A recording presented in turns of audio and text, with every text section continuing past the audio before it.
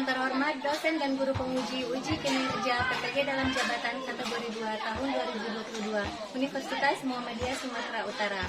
Perkenalkan, nama saya Resti Nurul Hasanah. Saya merupakan guru mata pelajaran Produk Kreatif dan Kewirausahaan di SMK Swasta Bina Karya Manduamas, Kecamatan Manduamas, Kabupaten Tapanuli Tengah, Provinsi Sumatera Utara. Sekaligus saya merupakan mahasiswa PPG dalam jabatan kategori 2 tahun 2022, jurusan Akuntansi dan Keuangan di Universitas Muhammadiyah Sumatera Utara.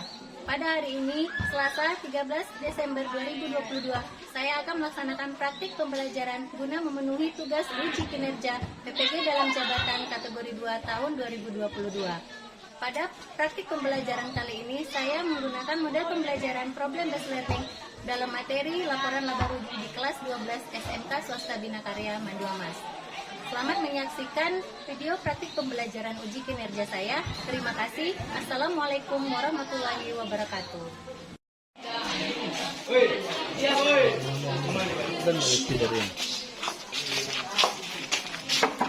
Selamat pagi.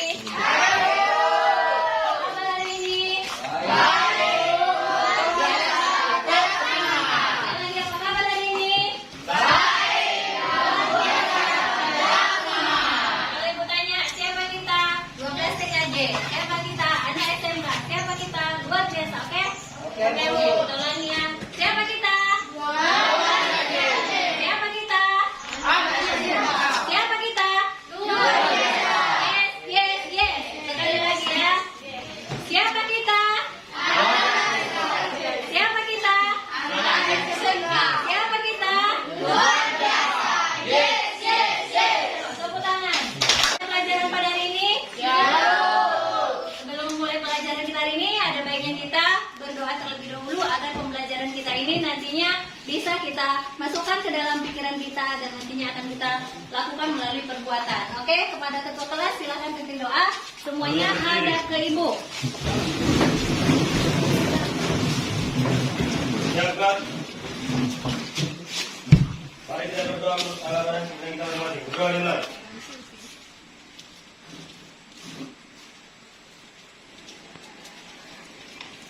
Doa selesai. Kepada Ibu kita, Mat Gerak, Tegas Gerak. Silakan duduk. Sebelum memulai kelas, lihat dulu di samping kiri kanan masih ada sampah. Sudah bersih semua? Ya, Bu. Oke, Ibu absen dulu ya. Bu.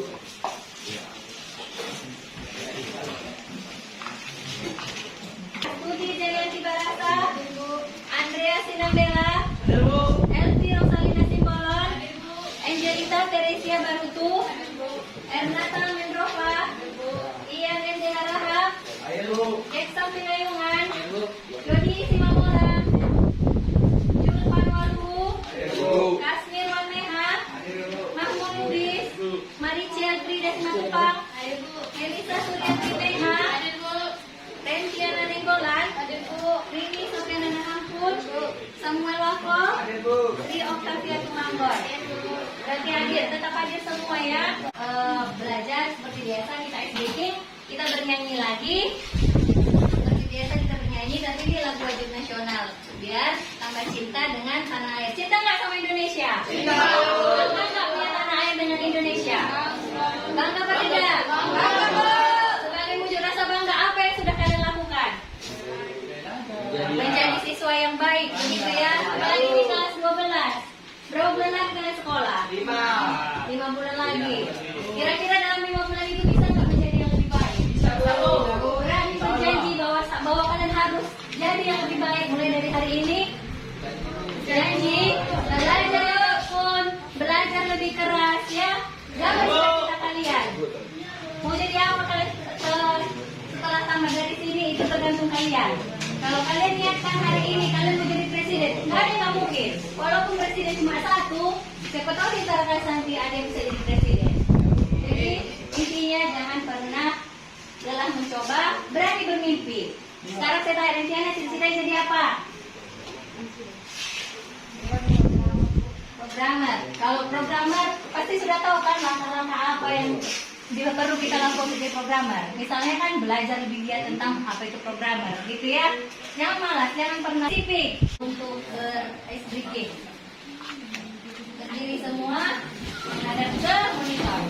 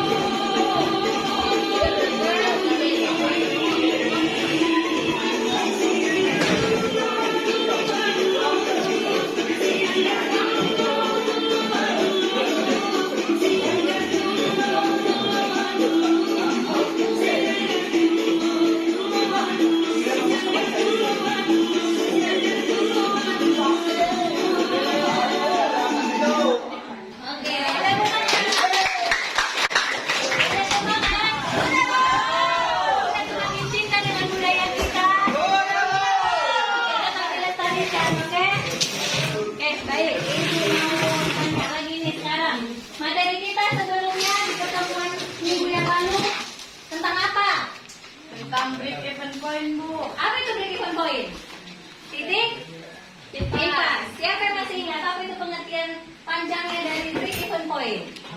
Silakan Marice. Break even point atau disingkat dengan BEP merupakan suatu titik impas di mana laba yang didapatkan mempunyai nilai setara dengan yang diperlukan dalam sebuah usaha atau bisa disebut dengan tidak mengalami kerugian.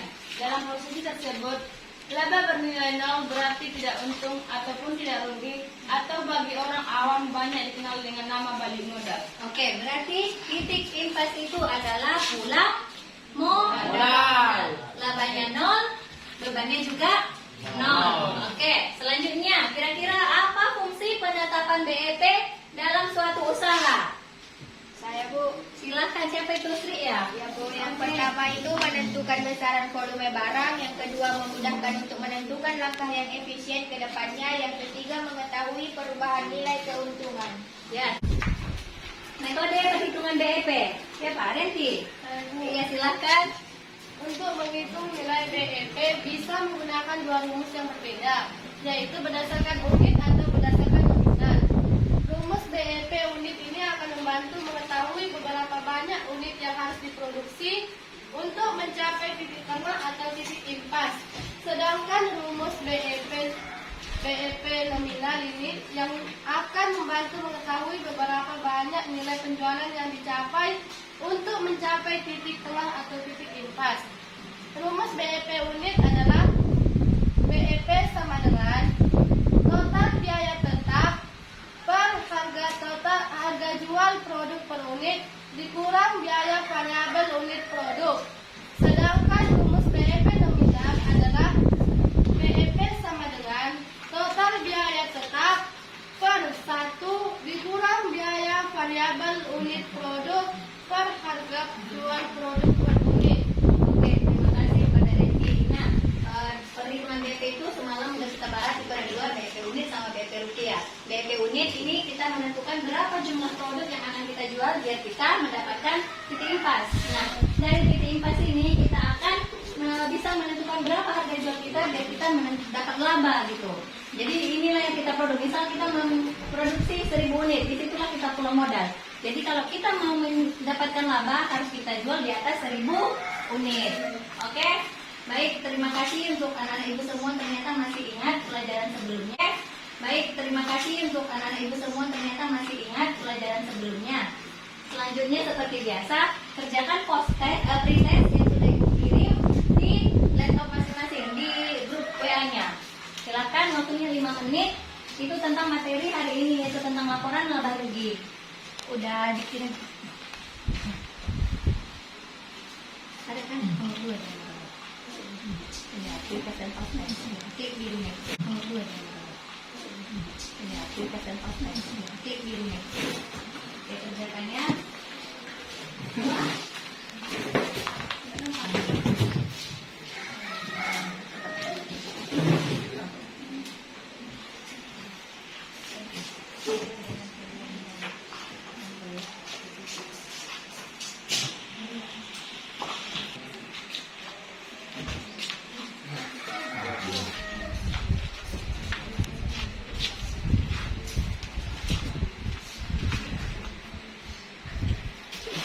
Kerjakan pretestnya tentang materi hari ini, yaitu tentang laporan laba rugi. Nanti setelah dikerjakan disubmit, hasilnya langsung keluar. Jadi disitu nampak nanti berapa langsung nilai kelompoknya. Sudah ada yang selesai? Berapa kelompok 1 hasilnya?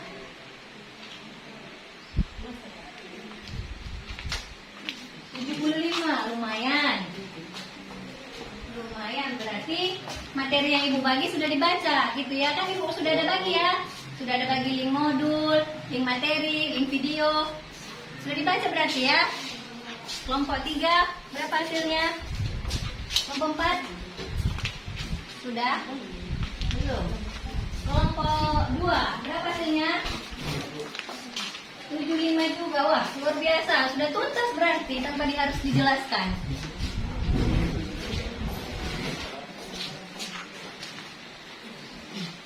Coba lihat skornya kelompok 3 85 ya, udah biasa itu. Berapa hasilnya mari cek. Lihat skornya.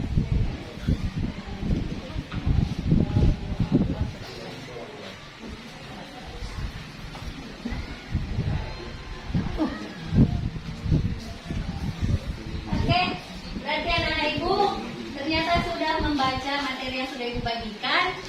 Hasilnya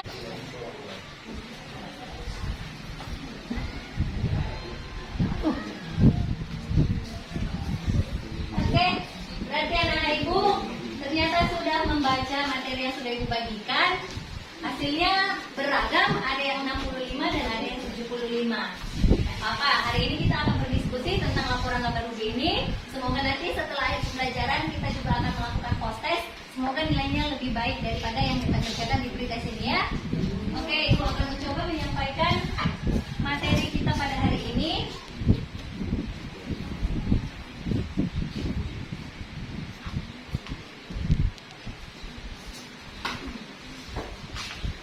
Nah, materi kita hari ini yaitu tentang laporan laba rugi. Nah, itu kompetensinya yang pertama menentukan standar laporan keuangan, di mana kompetensi keterampilannya adalah menyusun laporan keuangan. Sehingga indikator pencapaian kompetensi kita pada hari ini, anak-anak ibu mampu menguraikan pengertian laporan keuangan menurut PSAK nomor 1, yang kemudian mampu merumuskan jenis laporan keuangan berdasarkan pengertian dari Ikatan Akuntan Indonesia, dan yang ketiga mampu merinci unsur dari laporan laba rugi berdasarkan PSAK nomor 1, dan yang terakhir anak-anak ibu mampu operasional.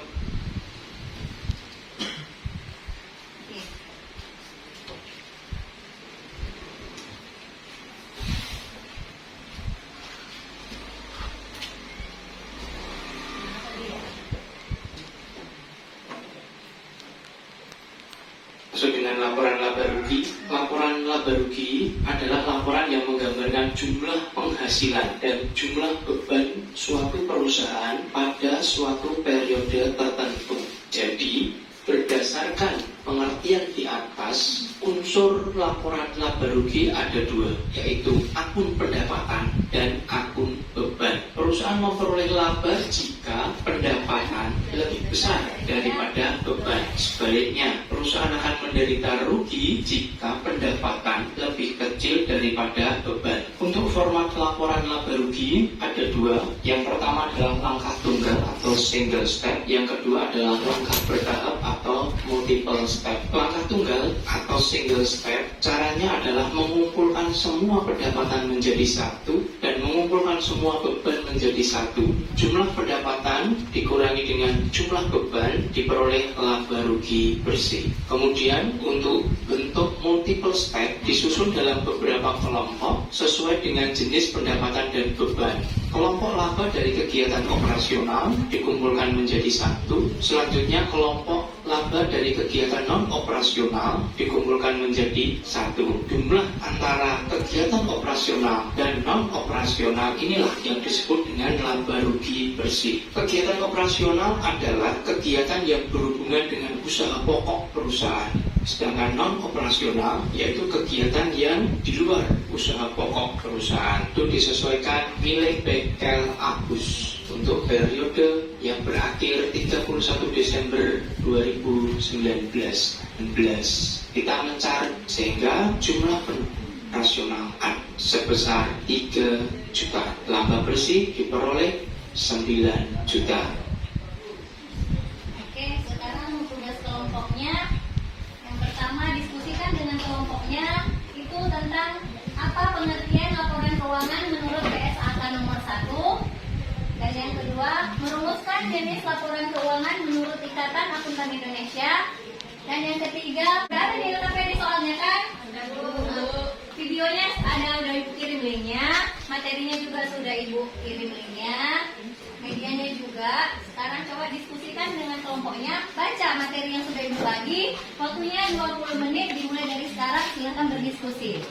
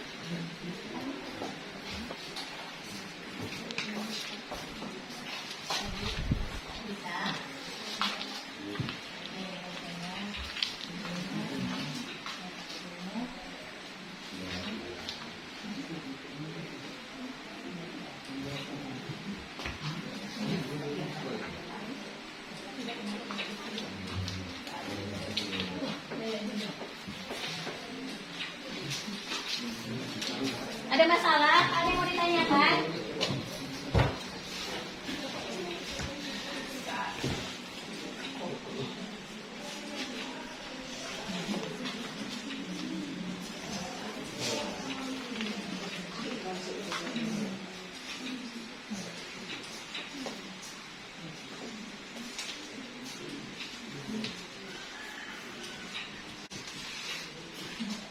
Sudah, waktu 20 menitnya selesai. Silakan 20 menitnya sudah selesai. Silakan kelompoknya bersiap untuk mempresentasikan hasil diskusinya pada hari ini. Kita mulai dari kelompok paling bontot ya, kelompok 4. Silakan mari cek. Tampilkan hasil diskusinya. Baik, kami akan mempresentasikan hasil kelompok kami. Pengertian laporan keuangan menurut PSAK nomor 1. Menurut PSAK nomor 1 ialah laporan keuangan merupakan penyajian terstruktur dari posisi keuangan dan kinerja keuangan suatu entitas. 2. Tujuan laporan keuangan menurut PSAK nomor 1. Tujuan laporan keuangan ialah memberikan suatu informasi mengenai posisi keuangan, kinerja keuangan, dan juga arus kas suatu entitas yang bermanfaat bagi sebagian besar kalangan pengguna laporan dalam pembuatan keputusan ekonomi.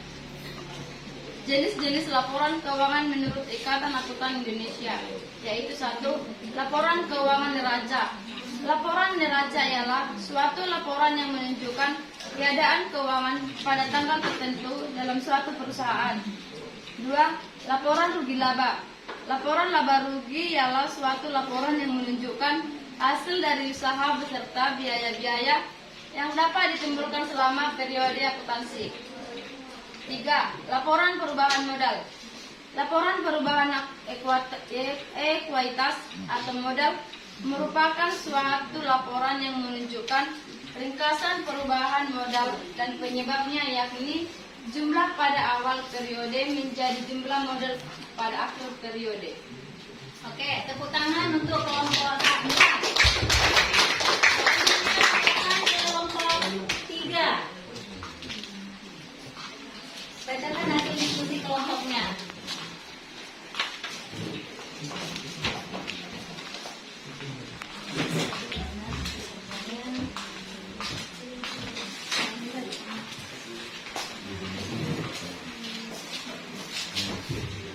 Perkenalkan dirinya, walaupun kawan-kawannya sudah kenal. Perkenalkan, nama saya Rizana Dimonan dari kelompok 3. Saya akan mempresentasikan hasil kelompok kami. Berdasarkan data transaksi di atas, laporan laba rugi perusahaan PT Abimana Servis di atas dengan menggunakan bentuk laporan laba rugi single step. PT Abimana Servis laporan laba rugi per 31 Desember 2018. Pendapatan usaha, pendapatan jasa berjumlah Rp 50 juta. Pendapatan bunga Rp 500.000 rupiah. Baca lagi RP di depan ya. Langsung Rp500.000, Rp50 juta rupiah. Total semua adalah Rp50.500.000. Beban usaha, beban gaji berjumlah Rp10 juta. Beban sewa Rp2.500.000. Beban perlengkapan Rp1 juta. Beban premi asuransi berjumlah Rp1 juta. Beban iklan berjumlah Rp500.000. Beban listrik dan air berjumlah Rp500.000. Beban penyusutan berjumlah Rp400.000. Beban pantry berjumlah Rp300.000. Beban administrasi berjumlah Rp300.000. Beban bunga berjumlah Rp200.000. Laba bersih berjumlah Rp16.700.000 sama dengan Rp33.800.000. Nah, berarti berapa laba bersihnya dari ini menggunakan metode apa? Single step ya. Labanya berapa? Rp30 Rp33.800.000. Oke, terima kasih kelompok 3. Selanjutnya kelompok 2, silakan. Baik, kami akan presentasikan hasil kelompok kami. Pengertian laporan keuangan menurut PSAK nomor 1. Menurut PSAK nomor 1 ialah laporan keuangan merupakan penyajian terstruktur dari posisi keuangan dan kinerja keuangan suatu entitas. 2. Tujuan laporan keuangan menurut PSAK nomor 1. Tujuan laporan keuangan ialah memberikan suatu informasi mengenai posisi keuangan, kinerja keuangan, dan juga arus kas suatu entitas yang bermanfaat bagi sebagian besar kalangan pengguna laporan dalam pembuatan keputusan ekonomi. Jenis-jenis laporan keuangan menurut Ikatan Akuntan Indonesia, yaitu 1. Laporan keuangan neraca. Laporan neraca ialah suatu laporan yang menunjukkan keadaan keuangan pada tanggal tertentu dalam suatu perusahaan. 2. Laporan rugi laba. Laporan laba rugi ialah suatu laporan yang menunjukkan hasil dari usaha beserta biaya-biaya yang dapat ditimbulkan selama periode akuntansi. 3. Laporan perubahan modal. Laporan perubahan ekuitas atau modal merupakan suatu laporan yang menunjukkan saya dari kelompok 1. Berdasarkan data transaksi di atas, laporan laba rugi perusahaan PT Abimana Service di atas dengan menggunakan bentuk laporan laba rugi level step 3 diketahui pajak penghasilan 10%.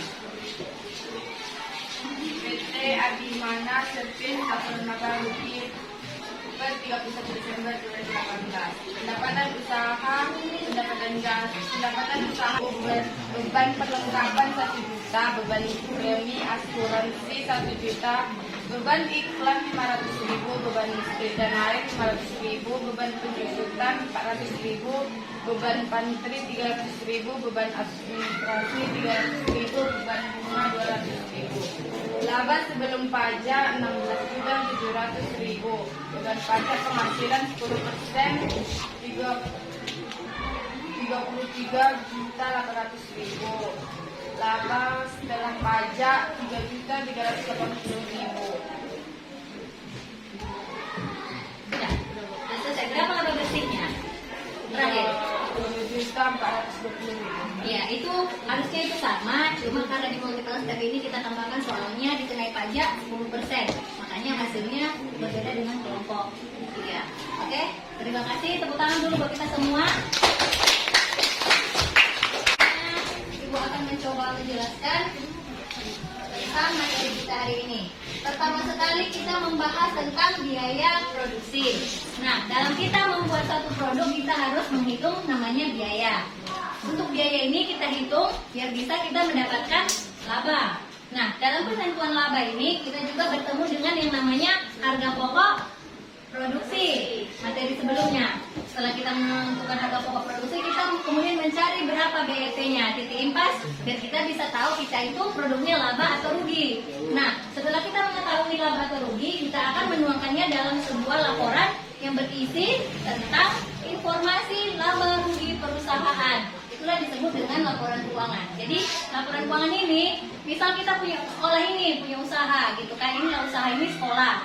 Kita punya laporan keuangannya. Dalam laporan keuangan ini kita akan di situ nampak berapa pendapatan, berapa beban, berapa laba. Nah, seandainya kalau kalian sebagai pemilik modal, kalian semua di sini investor, tahu apa investor? Penanam modal ya. Nah, jika kalian lihatlah neraca laporan keuangan sekolah ini rugi, kalian mau nggak menanamkan modal di sekolah ini? Tidak kan? Ya, jadi kalau seandainya setiap tahun sekolah ini laporan keuangannya bagus, labanya terus naik, mau atau tidak menanamkan modal di sekolah? Mau. Nah, jadi itulah fungsi dari laporan keuangan. Untuk pihak luar, dia bisa sebagai sarana untuk menentukan kita ini mau menanamkan modal di suatu perusahaan atau tidak. Sementara kalau kita sebagai pemilik, sebagai orang dalamnya, laporan keuangan ini berfungsi sebagai jalan kita untuk misalnya merampingkan biaya produksi. Misalnya ada biaya-biaya yang tidak perlu, itu kita pangkas. Atau ada karyawan yang tidak kompeten, itu kita PHK. Jadi itulah kegunaan dari laporan keuangan ini sebagai informasi. Nah, selanjutnya jenis-jenis laporan keuangan itu menurut PSAK ada 5. Yang pertama, laporan neraca. Neraca ini isinya tentang berapa harta perusahaan, berapa harta perusahaan, berapa modalnya dan berapa utangnya. Kalau dia yang kedua ada namanya laporan laba rugi, itulah yang kita bahas hari ini. Itu berisi tentang berapa jumlah pendapatan yang diterima oleh suatu perusahaan dalam satu periode, dikurangi dengan berapa beban yang terjadi dalam perusahaan. Jadi, kalau pendapatan lebih besar daripada beban, dia akan betul. Kalau pendapatan lebih kecil dia daripada beban, dia mengalami rugi. Jadi, itulah fungsi dari laporan laba rugi. Mengetahui dia perusahaan tersebut untung atau rugi. Kemudian yang ketiga ada namanya laporan perubahan posisi keuangan atau disebut juga laporan perubahan modal. Misal modal kita di awal 1 miliar. Kemudian dalam periode itu kita laba 100 juta. Modal kita jadi bertambah atau berkurang? Bertambah, jadinya 1,1 miliar. 1 miliar 100 juta. Ya kan? Itulah dia laporan perubahan modal. Kalau kita rugi 100 juta, modal kita jadi berapa modal akhirnya? 1 miliar dikurang 100 juta jadinya 900 juta. Sampai sini paham? Paham. Enak kan belajar akuntansi? Enak. Kemudian ada lagi namanya laporan arus kas. Yang keempat, laporan arus kas itu berisi tentang apa-apa saja kas yang masuk dan apa-apa saja yang keluar di dalam perusahaan dalam satu periode. Periode akuntansi itu bisa berbentuk bulan dan bisa berbentuk tahun. Yang terakhir ada catatan atas laporan keuangan, itu berisi informasi tambahan. Jadi kalau kita sebagai investor melihat laporan keuangan perusahaan, kita bisa lihat ada informasi tambahannya. Begitu? Ada yang ingin mau ditanyakan? Tidak ada. Kita lanjut lagi. Nah, komponen laba rugi menurut PSAK yang pertama ada pendapatan. Seperti yang sudah kita kerjakan tadi kan di atas di laporannya, apa yang pertama? Pendapatan kan? Kemudian ada beban. Pendapatan dikurangi beban, hasilnya nanti jadi laba ataupun rugi. Oke? Nah, tambahan lagi dalam perusahaan itu laporan keuangan itu laporan laba rugi itu disusun 2 metode. Yang pertama tadi ada single step. Kemudian ada multiple step. Kalau dia dalam single step yang dikerjakan oleh kelompok berapa tadi? Kelompok 3. Kelompok 3 dia langsung pendapatan itu digabung semua, jadinya pendapatan bersih di total. Kalau bebannya juga digabung semua, jadinya beban bersih, sehingga langsung dapat pendapatan dikurang beban, langsung dapat laba bersihnya. Sementara dari di kelompok 1 itu dia pakai multiple step, itu pendapatannya dikelompokkan. Ada dia pendapatan usaha, ada pendapatan di luar usaha. Pendapatan usaha itu misalnya kalau kita jual, dapat beban angkutnya. Kalau pendapatan di luar usaha itu seperti pemasaran, itu kan nggak langsung berhubungan dengan produksi. Itu dia di multiple step. Pendapatannya dikelompok-kelompokkan, bebannya dikelompok-kelompokkan, sehingga kalau di multiple step ada dia dikenal laba kotor, ada laba bersih sebelum pajak, ada laba bersih sesudah pajak. Berbeda dengan dia single step. Sampai di sini paham anak-anak? Ada yang mau ditanyakan? Tidak ada. Kelompok 1 dulu, ada kelompok siapa? Kelompok 1 Bu. Jangan Bu, kelompok 3 tadi. Kelompok 1 Bu. Ayo ketua kelasnya. Om Pipa kita ya, Om Pipa. Ayo sini masing-masing Om Pipa. Depan, ketua kelompok, Om Pipa. Pakai sini kertas. Ini Bu. Batu gunting. Kalian lah yang biasa kayak mana? Ibu udah lupa. 1, 2. Buang dulu. Buang dulu di sini. Lalu tahu. Silahkan. Masuk ke pertimbangan ya. Apa ini? Yang paling masuk.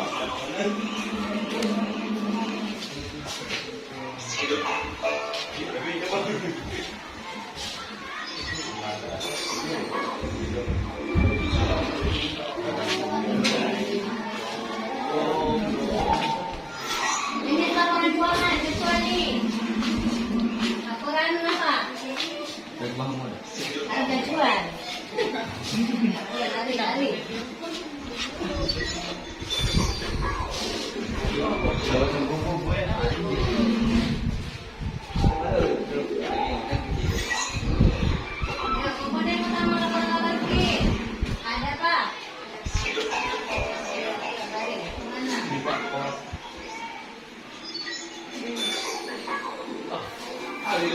Jago ya, jago.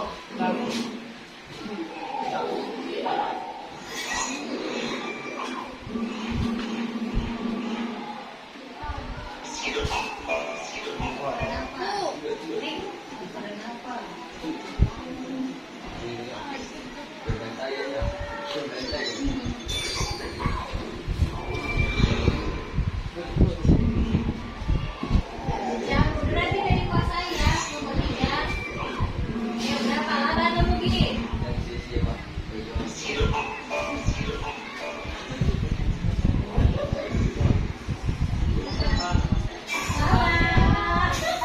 Oke, kesempatan.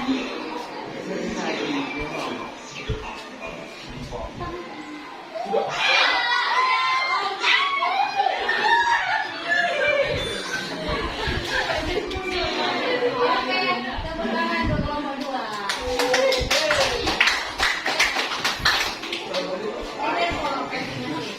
Kelompok siapa? Kelompok Aceh. Silakan Aceh. Bagi jen hidup lagi ya. Silakan. Terima kasih semangatnya untuk cek. Bagi jen gitu aja. Biar dia kasih gitu aja.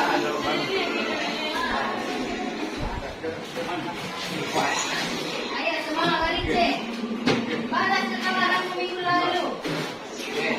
Enggak. Aceh. Iya. Iya.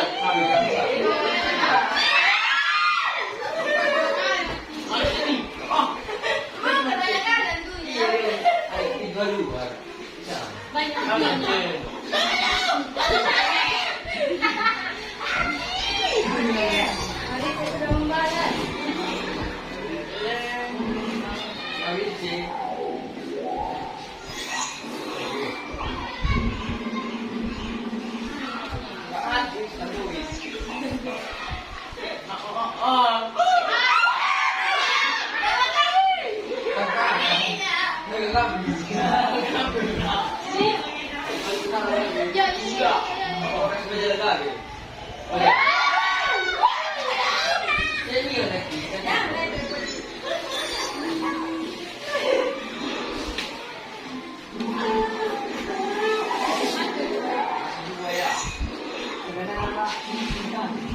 Satu lagi nyawa ya.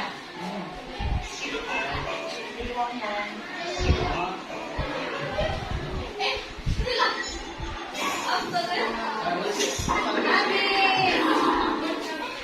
Oh masih ada satu lagi. Habis lagi cek. Ada belum beruntung. Silakan kelompok berapa lagi? 1. Lumayan ya wanita berdua buat. Ada jawabannya.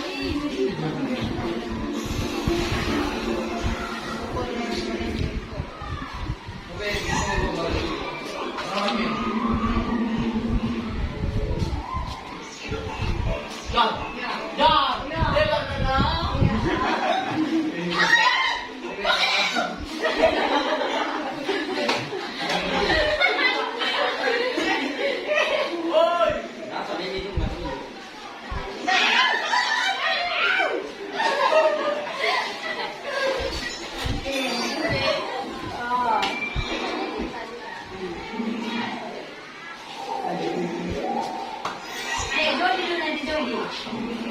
Kamu Jody. Kita kaldu ya.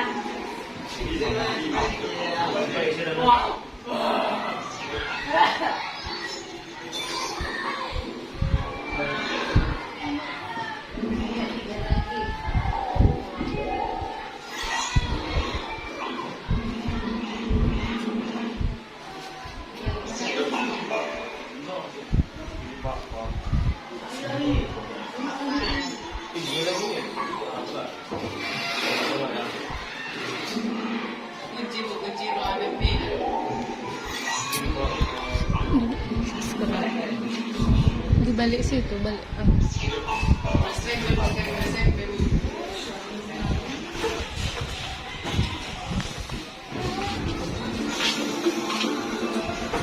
Iya,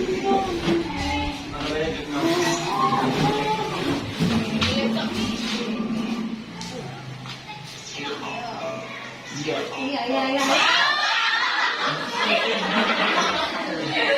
Mam, balik ke situ. Si Mam, kira edit Mam.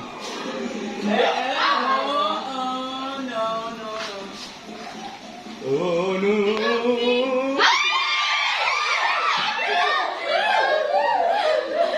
Apa ya? Di atas sana. Lapangan. Di atas deh. Di atas dia. Awas, awas.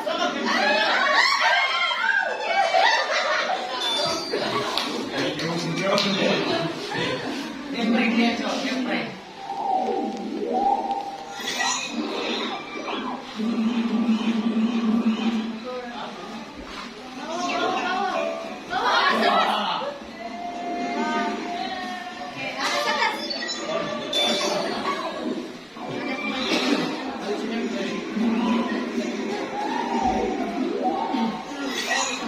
Komponen utama laporan laba rugi. Bawah atau atas?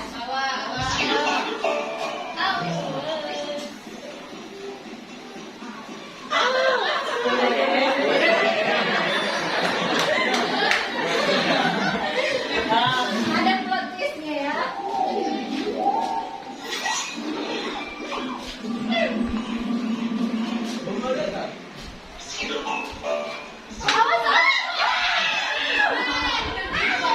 Laptop ini,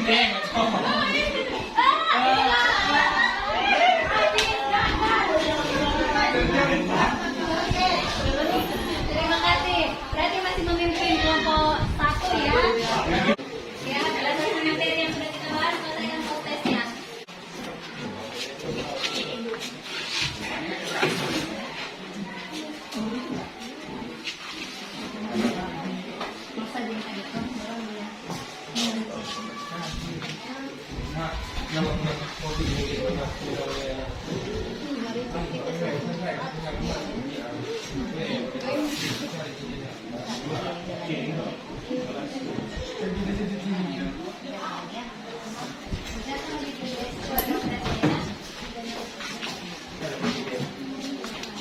Kalau bisa nilainya 100 semua ya. Tadi kan sudah main game, sudah saling membantu, berarti kata-kata sudah bisa.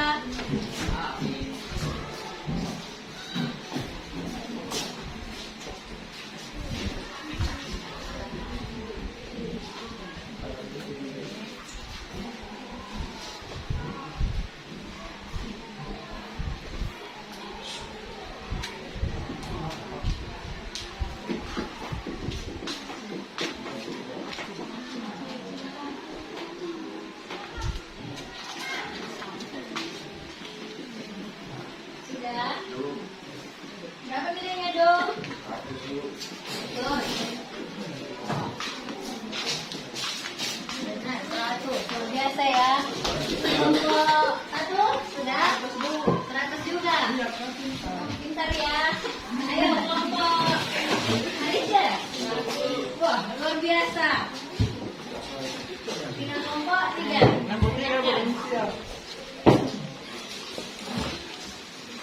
Sudah selesai.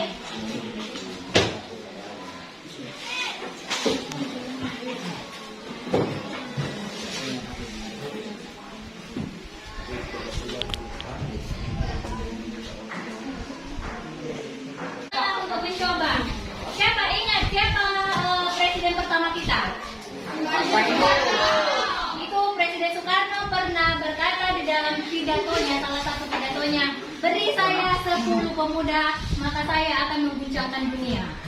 Hanya 10 pemuda, tapi dia bisa menjamin bahwasanya dia bisa mengguncang dunia. Artinya apa? Potensi kalian masyarakat, maksud saya masyarakat. Kalian anak-anak muda ini, generasi bangsa, hanya 10 orang saja jika memang benar, jika memang terarah, maka kalian bisa mengubah dunia ini. Itu dari India. Tahu Google? Tahu. CEO-nya itu dari India.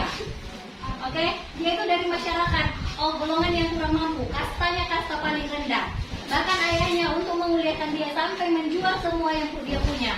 Tapi sekarang dia sudah menikmati, anaknya sudah jadi CEO paling besar di dunia, CEO Oke, jadi nggak ada yang nggak mungkin selagi kita mau mencoba.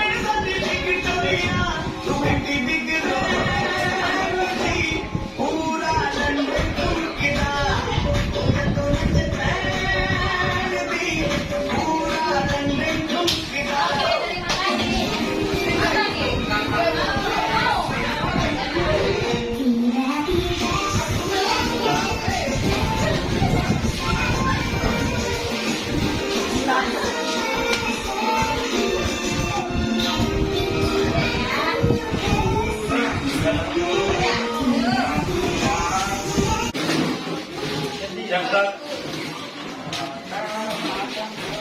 Sebelum kita kembali ke kelas kita masing-masing, marilah kita berdoa menurut agama dan budaya kita masing-masing. Berdoa dimulai.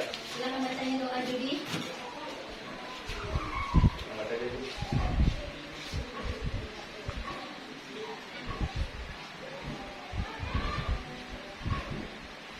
Berdoa selesai. Baca ibu guru kita. Hormat, gerak. Tegak, gerak. Oke. Siapa kita? SMK. Kita? Ani. Siapa kita? SMKJ. Siapa kita? Anak SMK. Siapa kita? Luar biasa. Oke. Siapa kita? Siapa kita? Anak SMK. Siapa kita? Luar biasa.